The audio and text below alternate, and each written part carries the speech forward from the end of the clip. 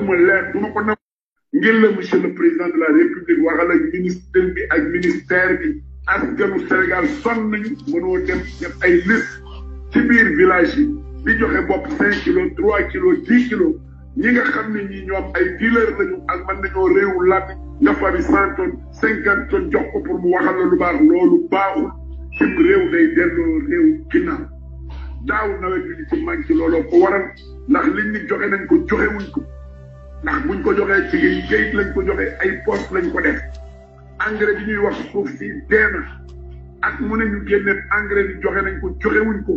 nañu contrôler ñi nga xam ne ñooy opérateur yi bari na ñu jox tey jii ni nañu joxe 1000 tonnes engrais amuñu 100 tonnes am na ñu jox 5000 amuñu 1000 tonnes am na ñu jox 3000 wala 5000 tonnes yi gerte amuñu 500 tonnes am na ñu jox ñebbe amuñu ñebbe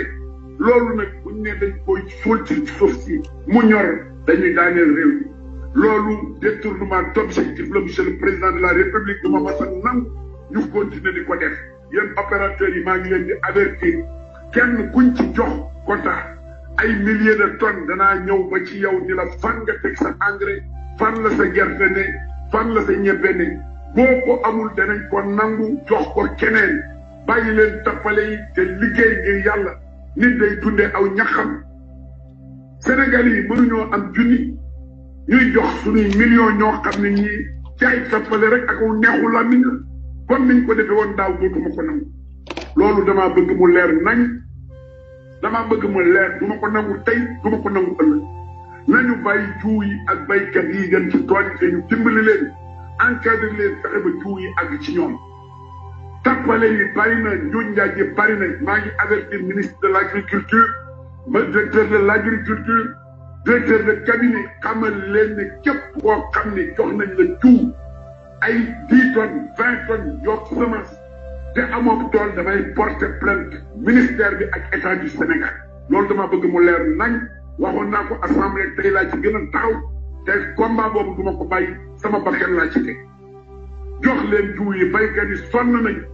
li ñuy joxe ci dund di ko dimbalee dañ ko jox ñi nga xam ne sonn nañu te bàyyi nax nit ñi riba day daaneenum réew